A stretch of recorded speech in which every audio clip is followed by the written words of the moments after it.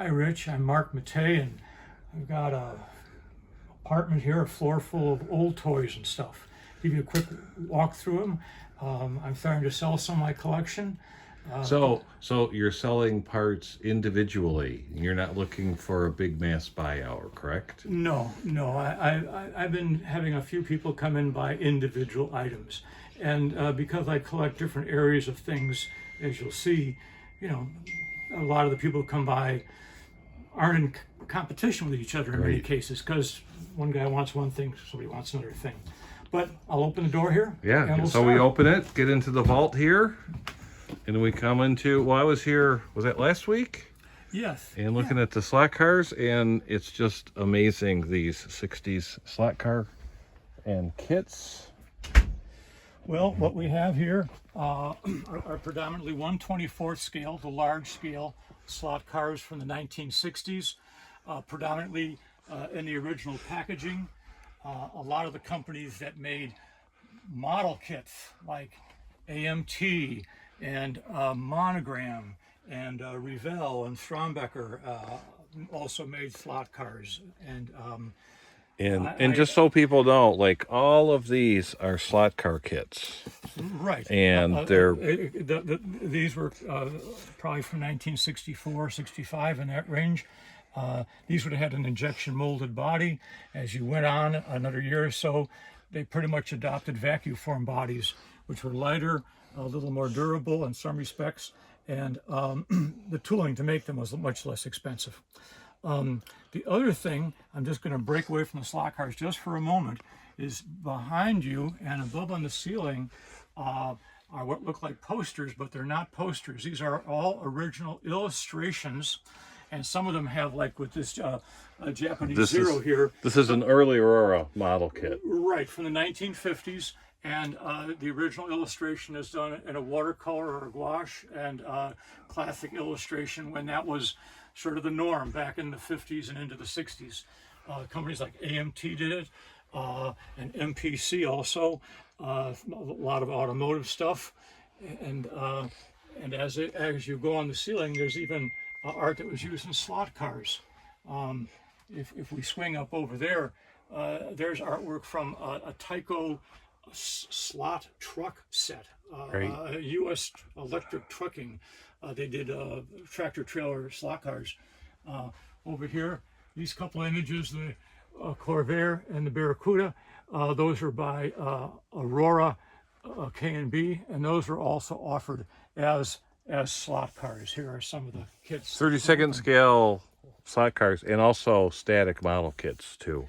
Right, those particular pieces of art did double duty. You're right, both for their model, their kit slot car, and also for the static kit with no motor. So we almost have a whole history of the great '60s slot car period that came and went within 5, maybe 6 years. Right, that was probably it probably barely lasted 5 years, really, and probably a lot of the major companies took a bit of a pounding when the market fell out. And what's neat is finding this new stuff to me is they made a lot of, like this is a Morgan slot car made by Pactra. Right. It was really made to display, to really entice you in. So you open up some of the model kits, they're really, really grab your attention. Some of the packaging was really over the top. Here's like a beautifully factory painted vacuum form body of a Lotus 30, cast aluminum wheels for detail, and the packaging probably is, might be the lion's share, or at least the plurality of the cost of making it. Then like a year or two later, the packaging has gone down to a little vacuum form car on a piece of unprinted cardboard with a rubber hand stamp on the back of it. So this kind of goes to show you how they went from the heights of, making money hand over fist to the market just dropping out. So there's so much to take in. I mean, I was here a week ago, and I keep noticing things that I didn't pick up on before. Well, the artwork goes around the corner here, but if we go in the aisle here, what we're finding here, it's a little claustrophobic, but... So before you get too far, I'm going to interrupt, and you've got a number. In fact, I got one from you last time. these built-up model store displays with little cardboard and plastic backgrounds. Really just wonderful stuff. Right. These were not sold. They were designed to go to a hobby shop or a toy store, or even, a five and dime store that happened to be selling models. And these were put in the front window. Often they're sun faded because they might have been in the front window for a year or more. And they were touting that you could buy the model kit and assemble it yourself. It was $1.98. And these are called store displays, and it's kind of like a little diorama with a base and a backdrop, and usually they were assembled by women. And in one of the further rooms up ahead, you'll see a lot more of these. Yeah, I spent a lot of time building up all these airplane model kits you have here. Love the Aurora ones, Revell. Just yes. And I see you have hidden in the corner. I don't know if anybody can really see it. That's a James Bond race set by Gilbert. Almost put him out of business. Yes. That is the James Bond set, and the track was made in little rectangular squares that had dimensionality to it, like a built-in hill or a tunnel or something. Was very fraught, very finicky set to make work. Delicate. A lot of them were returned. And very desirable item these days for people that collect slot cars or James Bond. Speaking of sets, this whole upper shelf and some of these lower shelves are racing sets. Strombecker was made in Chicago. Triang Minute, of course, was from Britain. Some Japanese sets.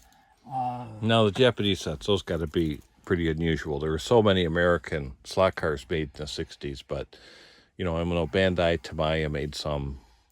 A lot of the Japanese stuff just stayed in their home market. I used to buy slot cars back in the 1980s, and when I would find the Japanese slot cars, they were almost invariably because a soldier fighting in Vietnam would take his R&R somewhere in Japan, and he'd buy a slot car, a Japanese slot car, but they weren't sold in this country, and some of them came to the States in a roundabout fashion. Large-scale automotive kits of various types, two-wheel, motorcycle, and even bicycle model kits. Even snowmobile there, Skidoo? Yes, there's snowmobiles, there's $6 Million Man, there's a Harley-Davidson policeman's trike. There's little fantasy bicycles, fantasy ice cream truck, all sorts of stuff. Yeah. Switching gears, even a Carrera sort of slot car set that has jet airplanes in it. Yes, it's sort of like a monorail with an elevated track, and they have jet fighters that kind of chase each other around. When if the lead plane gets caught, so to speak, by the tail plane touches the back of the lead plane, and the pilot ejects out. Just a delightfully whimsical set. I know they did an Apollo one like that also. Yes, that was even more improbable. You got to shoot a little pebble at a crater at a model representing the moon of all things. So, just to mention here, all these are slot car kits from Japanese manufacturers. Right, a lot of them have the kanji writing on the end. Very rare nowadays that these survived at all, and these are basically brand new 50, 60-year-old kits. Right, almost all of these are in kit form. There's a handful of ready-to-runs, but most of these are kit form. Even did some American stock cars, of course, classic racing there's cars. a good example. So this is a Japanese model kit. Was a Chevy Impala. Right, and has kind of nice box art on it, and you got this nice big old Chevy here. One-piece body that's injection molded like a model kit. Just really beautiful stuff. And this one has a motor in it. Yes, the Japanese were in the habit of often the slot car kits wouldn't come with a motor. You had to buy the motor separately. I think it was perhaps just the Japanese wanting to help Mabuchi Motors get a little more money. Now, this is a really neat, cute little Tijuana taxi is what it was called. But you were saying a lot of this is a reproduction. This is not the original one. Yeah. I do have one of the original ones, but with no packaging. A gentleman remade some of these about 10 years ago. It's got the little sombrero hat, the little Tijuana taxi, but this is a reproduction. The body isn't quite as sharp in the vacuum forming, and he just sort of created his own packaging out of a little plastic box. But yeah, this is not the real deal. This is a reproduction. But even as a reproduction, he didn't make a whole lot of them, so they're sort of charming. Yes. Well, it just, again, it displays really nice, very cool. Yes. Some more model kits. A lot of 50s and early 60s stuff by Monogram, which was in the suburb of Chicago back in the day. Some Aurora kits. And these all here are mostly smaller scale kits here, these lower shelves. From, a lot of American companies, but also some French and English companies too.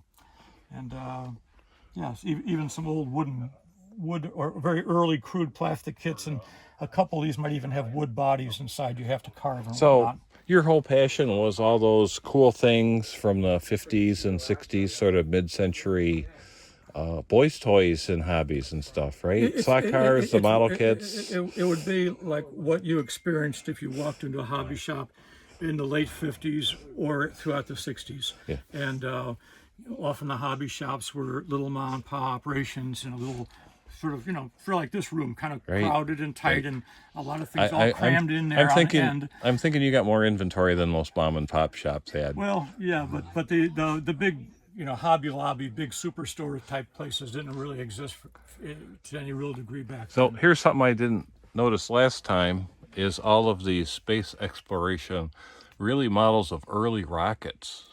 Right. This is like during the Cold War deal, where you've got America and Russia going head to head to see who can, arm themselves with more deterrence, so to speak.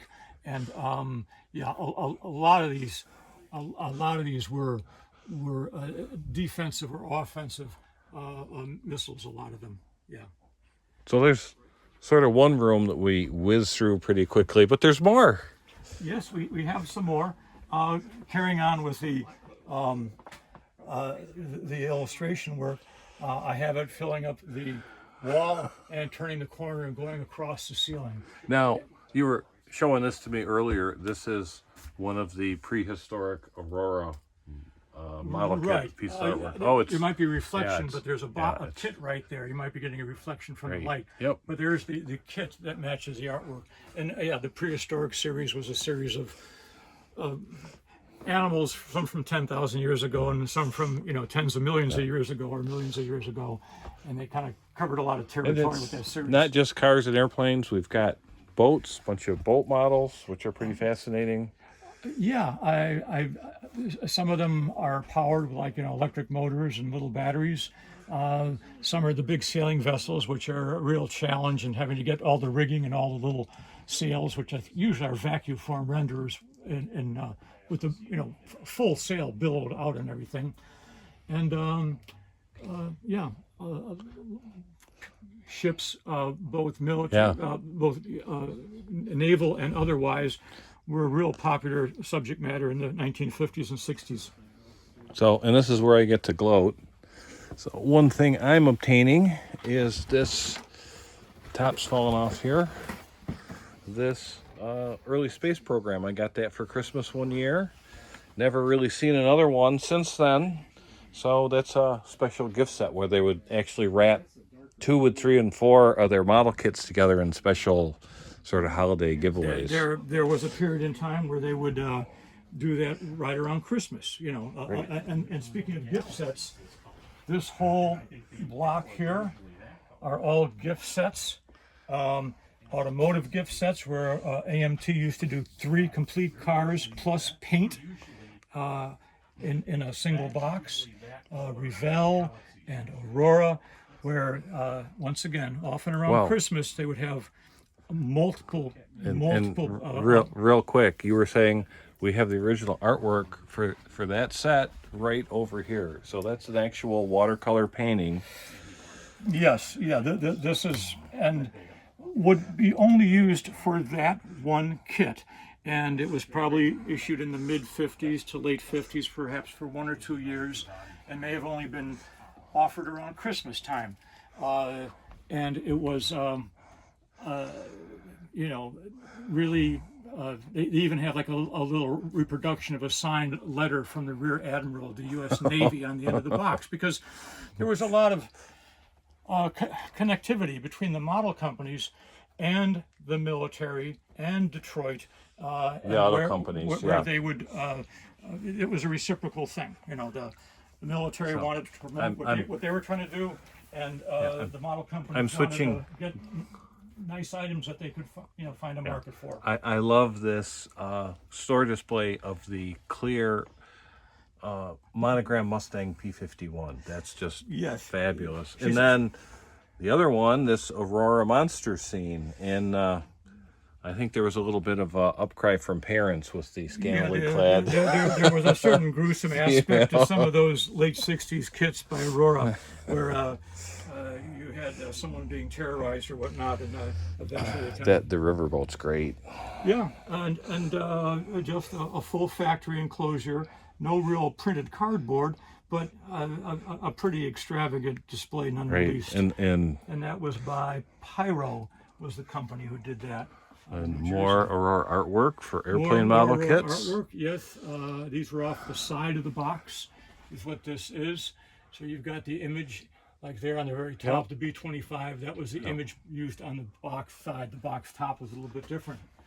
Here is a sort of a collage of 1950s era toys, a native jungle type set with all the trimmings and little plastic figures of lions and here you've got a Wenmac did a little plastic boat, not little actually, fairly large, with a functioning gas-powered outboard motor. Here you've got gasoline-powered control line model airplane by Testers. And these, who made these? This was a company that just did play-type toys, and it was called Gay Toys and Company. And they did a variety of things from airplanes to cars and whatnot. And boats and stuff like that. Yes. Yeah, that's a pretty... Well, that's a version of the SR-71 spy plane, the interceptor version. So right, but real high play factor and bright primary colors for the plane itself, and they, make it red, make it blue, whatever the kids will get a kick out of. Yes. And we've got some more great artwork, more dinosaur scenes. Yes. Some tanks. I built a number of those tanks many, many years ago. We have slot cars in process there, and this is a case of promotional model cars. A lot of them are promotional. Some are sold as toys and Promo wind-ups. Alfa Romeo. Never seen that one. That was sold as a toy, probably a friction toy. Probably possibly out of Hong Kong in the late 50s, probably early 60s actually. So a couple of these weren't promos in the true sense, but most of them have that lineage. A lot of the same companies made slot car version because the promo bodies with the non-opening hoods and doors are perfect for slot cars. Right, and the same tooling or slightly modified tooling will be used for a model kit or a promotional or a slot car. So they had 3 different channels of distribution or marketing and sales with basically identical or nearly identical tooling. And so that there was a time they were doing quite well for themselves. So I sort of recognize this bicycle frame here, but I don't know the specifics of it. This is by a company called Bowden, or Bowden, depending how you want to pronounce it. And they were famous. They made an all fiberglass bicycle in 1960, and they made 500 of them, and they pretty much didn't do very well. The company sort of... You mean sales-wise, or the fiberglass didn't hold up? The fiberglass held up well enough, but in 1960, someone probably wanted a Schwinn Jaguar 3-speed middleweight or something that was recognized as a shiny stainless steel fenders, maybe a candy apple paint job, white wall tires, whatnot. The Bowden, that was like the odd duck out. I mean, suddenly you didn't match anything. You didn't want to be like 11 years old and have the oddball, have something that was people were pointing and laughing at you at. This one is even a more checkered past. 3 years after their sort of failed attempt in 1960, they made a second version of the Bowden. You'll notice there's no down tube on the frame. There's just sort of a large reinforced top tube, but there's no triangulation of the tube here. It's still fiberglass. It's a true exoskeleton. Once it's glued together, it is self-supporting. They made 50 of these. This one was never finalized or glued together. And of the 50, from what I know, that none of them were really sold. They were samples that were shown about trying to raise money. And then that was the end of Bowden's involvement with bicycles. So is the company still around? They go out of business, or they start making campers or something? Ben Bowden passed on, I don't know, 10 or 15 years ago now. Even industrial designer. He's most known for those bicycles. I'm not sure what else he did, if there are other things he did that were successful or not. I got a short extension span. I love the little boats in a bottle here. Eldon Toys. Eldon was real prolific. They just made a vast array of toys. They did slot cars also, you know, but they're kind of very toy-like in the sense they're not. They were built down to a price, is probably a good way to say it. Very affordable. Yes, yeah. And but the little toy boat in a bottle here, kind of a charming little thing, a little merchandiser there. And the display. Yeah. Very cool. Yeah. We'll just skip this stuff. It's too confusing. All right. Paint racks Paints, from the 10-cent, 15-cent paint from the late 50s, early 60s. There's a clock from a slot car company from the early 70s called Champion. There's a little display piece for a company that made vacuum form bodies and showed how they were. And they did paint too, right? They did paint and bodies, yes. And a couple of old control line airplanes. This is a Dynajet, which is a functional jet engine. Here's a speed plane with a normal reciprocating piston engine, but it's all streamlined. So that would have been pre-World War II, right? No, these should be late, probably early 50s. Okay. Guess on these. Yeah, they could be late 40s also. But yeah, not pre-war, no. I got to even look at the ceiling here. Yeah, there's a whole bunch of ships up there. Those were mostly by Lindbergh. There's a couple of neat bits and pieces here by Aurora. There's the model kit to go with the artwork on that. And there's another prehistoric scenes creature from Aurora. And my problem is I'm looking around too much. I'm not looking to see what I'm actually recording here. Up here in the corner, corner is a pair of cars, kind of like just somewhat generic in their style. You can't really identify them, but that illustration was used over here. If you come around over here, this box here is a set made in Britain, and there's the same artwork used. Oh, awesome. Another really cool store display. Yeah, that one's a little bit in distress, but yeah, that. Well, they weren't meant to last 50 years. No. The model of the month, airplanes here. Yes, I think in the late maybe 68, 69, Revell would send a model every month, and it could also be advertised in magazines of the day. A fighter plane, bomber, and really over the top, just a huge one, the Cuddy Sark. Model of the month. Yeah, let me see if I can and has sneak like in. Faux portals on the ends of the box, and just a huge item.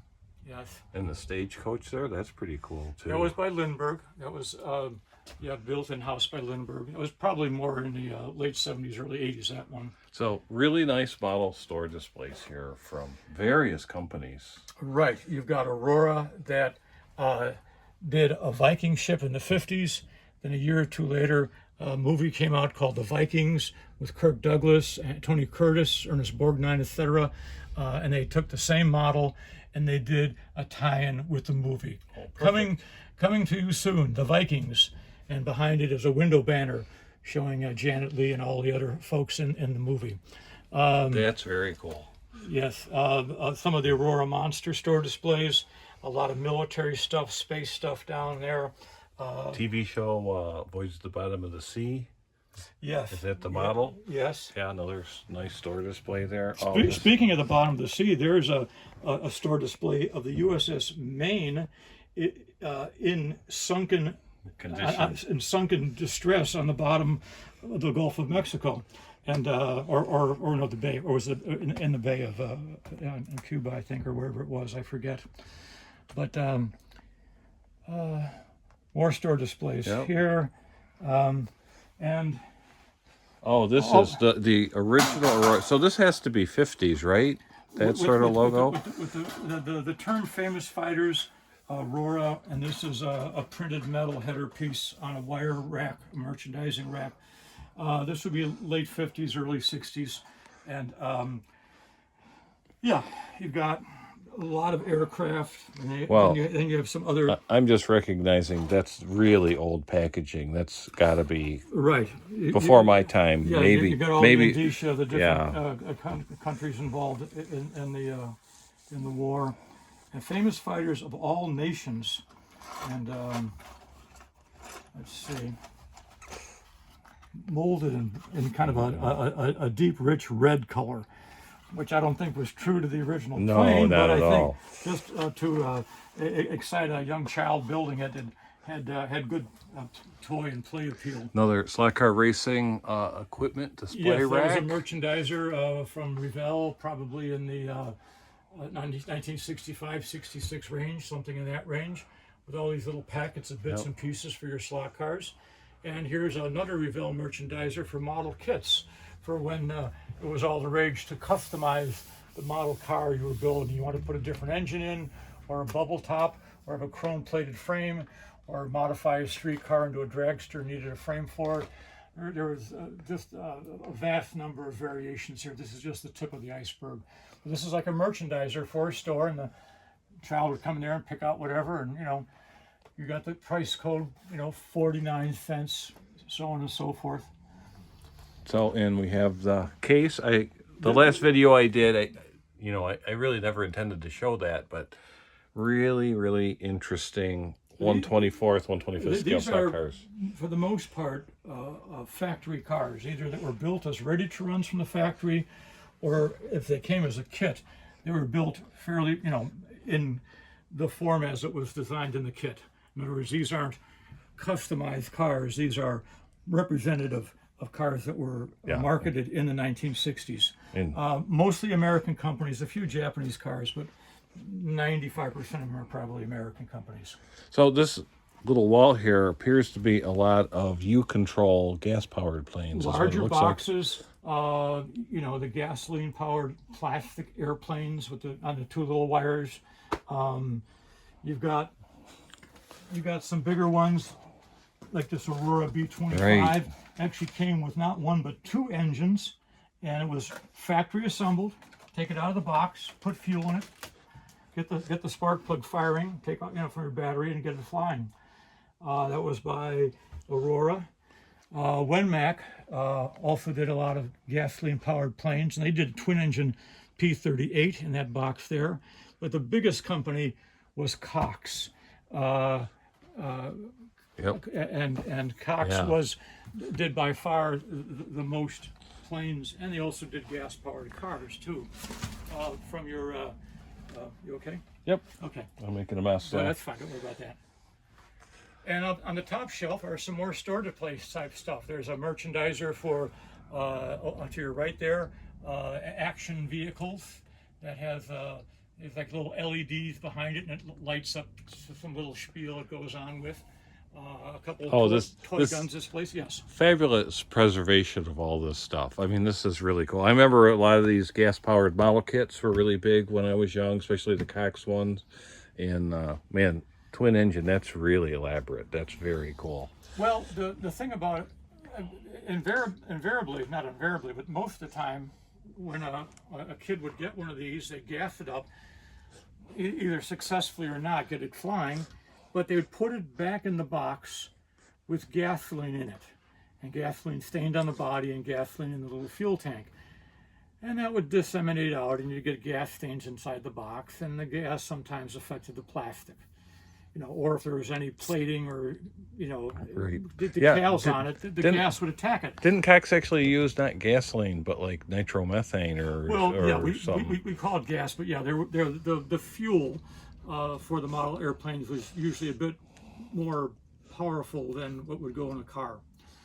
So, unless someone religiously cleaned the plane and totally emptied out the gas tank on the little motor, you'd open it up, 20 years later, and you'd find, the distress on the model and on the cardboard from the fuel that was left in it. Models in general were sort of fragile. The slot cars, they're going to get raced hard, broken up.